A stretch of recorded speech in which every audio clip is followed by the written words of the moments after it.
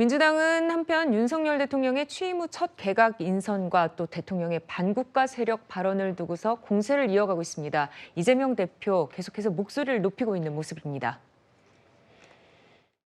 반국가 세력들은 핵 무장을 고도화하는 북한 공산 집단에 대하여 유엔 안보리 제재를 풀어달라고 읍소하고 유엔사를 해체하는 종전선언을 노래 부르고 다녔습니다. 대통령께서 하신 발언은 정확한 팩트에 근거한 것이기 때문에요. 민주당이 거기에 대해서 반발한다는 것 자체를 저는 이해할 수가 없습니다. 온통 나라가 극우로 변해가는 것 같습니다. 극우 발언에, 극우 유튜버에, 극우 인사에, 극우 정책에, 그리고 극우 정권, 극우 대통령까지 나라가 참 걱정입니다. 네, 대통령실은 윤 대통령이 언급한 반국가 세력, 특정 정치 세력을 지칭한 것이 아니다 이렇게 해명을 했습니다. 박상규 의원님, 그런데 파장은 또 쉽게 가라앉지 않고 있는 것 같네요. 저게 이제 자유총연맹이라고 여러분이 잘 아시듯이 320만 명의 전국 회원수를 자랑하는 보수단체의 창립 기념 행사에 대통령이 간 게 김대중 전 대통령이 1999년에 간 뒤 24년 만입니다. 현직 대통령으로서는. 아무래도 단체의 성격상 윤석열 대통령의 기념사가 좀 셌어요. 특히 두 부분에서 그 야당이 발끈하는 것 같습니다. 아까 얘기한 대로 읍소하고 다녔다. 읍소가 뭡니까? 울면서 호소하고 다녔다. 이런 거고요. 예. 노래 부르고 다녔다. 종전선언을. 자, 이 부분이 사실관계는 뭐 그런 요소가 있을 수 있어도 표현이 좀 그러다 보니까 야, 전직 대통령이 당시 대통령이 어디 가서 뭐 울면서 호소를 해?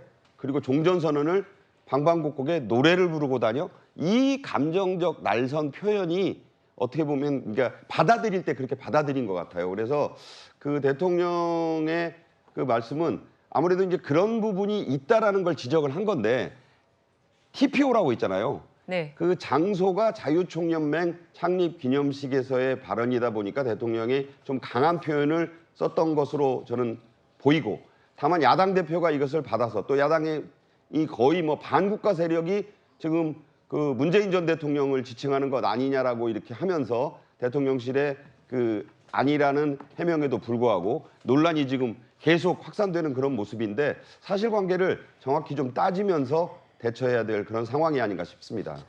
네, 민주당에서는 윤 대통령을 향해서 쿠데타까지 언급을 했고 여당은 반발을 했는데요. 직접 들어보시죠. 이분이 어찌됐든 문재인 정부에서 사실상 쿠데타를 통해 가지고 검찰 개혁을 반대하면서 조국 수사를 하셨던 분 아닙니까? 예. 그래서 대통령이 되셨는데 정말로 그 정제되지 않은 그 말씀을 하셨다고 보고요. 어느 국민이 그 말에 동의하겠습니까? 주권을 가진 국민의 선택을 아주 폄하하고 악의적으로 정제되지 않은 말을 하셨다고 생각합니다. 네, 김정은 교수님, 보면 여야가 이렇게 강하게 대치하는 것을 두고서는 총선을 앞두고 좀 지지 세력을 잡으려는 전략이 아니냐 이런 목소리도 나오던데요. 그럴까요? 총선은 아직 멀었으니까 뭐 지금 당장은 아니겠지만, 근데 저는 조국 수사를 하는 게 왜 구태타죠? 그러니까 만약에 그럼 조국 수사를 했던 것이 윤석열 총장이 그때 조국 수사를 하겠다고 밝힌 게 구태타라면 거기에 대해서 법원에서 판결이 그 부인에 대해서는 대법원까지 실형이 나왔고 1심에서 조국 장관도 실형이 나왔는데 그러면 법원은 그 구태타 동조 세력입니까?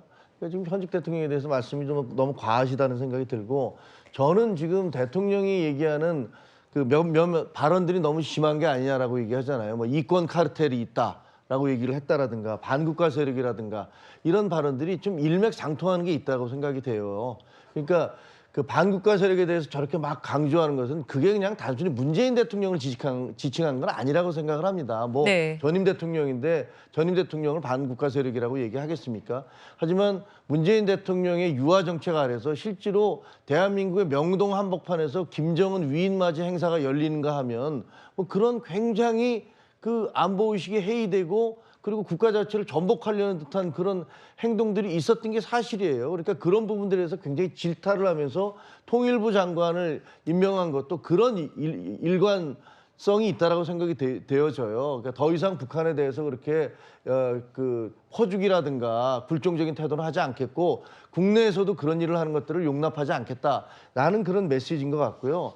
이권 카르텔 역시 마찬가지로 지금 사교육이라든가 이런 것들이 교육 분야에 있어서 교육부 그 관료 출신들이 일제히 대학으로 뭐 파견을 나간다라든가 이런 예. 것들 혹은 태양광과 운동권 뭐 저 세력들과의 어떤 연관관계라든가 이런 것들 시민단체들에 대한 일방적 어떤 지원금이라든가 이런 것들 전체를 이권 카르텔로 보는 거죠. 그러면서 이런 것 세금 국민들 세금이 이런 식으로 낭비되는 것들 더 이상 용납하지 않겠다라는 두 가지 메시지가 저는 뭐 교육부에서 얘기했던 이권 카르텔 그다음에 이번에 얘기했던 반국가 세력 이런 것들이 대통령이 앞으로 나는 어떻게 하겠다라는 부분을 분명히 보여주고 있다 이렇게 생각이 들어집니다. 한 네, 말씀 드리자면요. 예. 윤영찬 의원이 저 얘기를 한 게 뭐 지상파의 라디오 방송에서 저 얘기를 한 뒤에 논란이 있으니까 이렇게 얘기했어요.